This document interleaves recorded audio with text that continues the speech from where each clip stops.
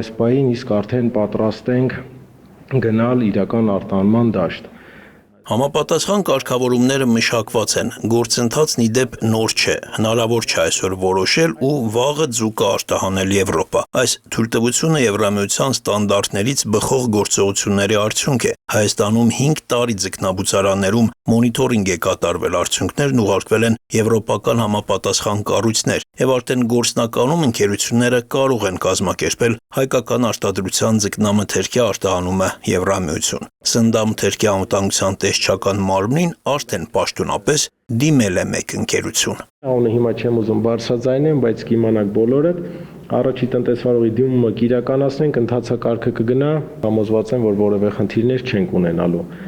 Հետաքրքրվողները շատ են։ Տիգրան Պետրոսյանի խոսքերով ձկնամթերք արտադրող ընկերությունների 97%-ը պատրաստ է իր ապրանքը արտահանել Եվրամիության շուկա։ Դրա համար պետք է, որ տնտեսվարողները գրանցված լինեն Եվրամիության Thrice համակարգում։ Բարդ գործընթաց չէ, առանձնահատուկ փաստաթղթեր չեն պահանջվում։ Դրանք բոլորը այն փաստաթղթերն են, որոնք տնտեսվարողները արդեն ունեն, մանրամասնեց տեսչական մարմնի ղեկավարը։ Հայաստանից հնարավոր է արտահանել ցանկացած ձուկ, այստեղ սահմանափակումներ չկան։ Իսկ ինչ վիճակով կամ ինչ մշակման ձկներ կարելի է արտահանել։ Հնարավոր է օրինակ կենդանի ձկի արտահանումը։ Կենդանի կոդը ոնց որ թե մենք չունենք, կա պաղեցված, սառեցված, աղադրված եւ ապախտած։ Իսկ գուցե պետք է հայկական ծիրանի օրինակով մտածել նաև հայկական ինչ-որ ձկնատեսակի բրենդ մշակելու ուղղությամբ, օրինակ Սևանի, Իշխանի կամ Սիգի։ Հետաքրքիր է նաև թե առհասարակ հայկական ձուկը ունի Հայաստանից դուրս որոշակի ճանաչում։ Կարծում եմ, որ երկիր չկա, որ հայ չլինի եւ համեմատաբար ներկայ պատկերացումն էլ կլինի։ Թե ԵԱՏՄ արտահանվող ձկի որ ծավալը հնարավոր կլինի փակել այս հնարավորության պարագայում, առայժմ դժվար է ասել։ Ի դեպ ԵԱՏՄ եւ Ռուսաստան արտահանման սահմանափակումների մասին։ Թեման ասուլիսին չէր առնչվում, բայց տեսչական մարմնի ղեկավարը համաձայնեց պատասխանել հարցերին։ Օրինակ, ինչ է պարզվել ջերմուկի մասով։ Ջերմուկի վերաբերյալ մենք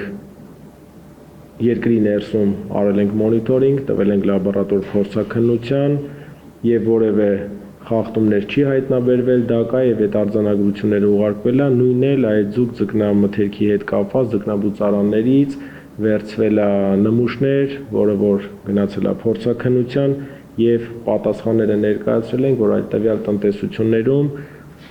ֆիքսված հիվանդությունները չեն հայտնաբերվել։ Իսկ ծիրանի, լոլիկի, մյուս միրգ բանջարեղենների, այսպես ասած վտանգների ու վնասների մասին ինչ է հայտնի։ Այստեղ պարզվում է մի փոքր խնդիր կա։ Փոքր խնդիրը փոքր միջատն է, որը կոչվում է TRIPS։ TRIPS-ը կար հայտնաբերված եւ երբ որ ռուսական կողմն էր եկել Հայաստանի Հանրապետության տարածքում ստուգում իրականացում,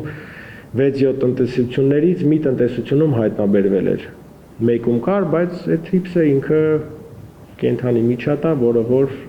թունաքիմիկատների միջոցով այսօր կա, վաղը կարա չլինի։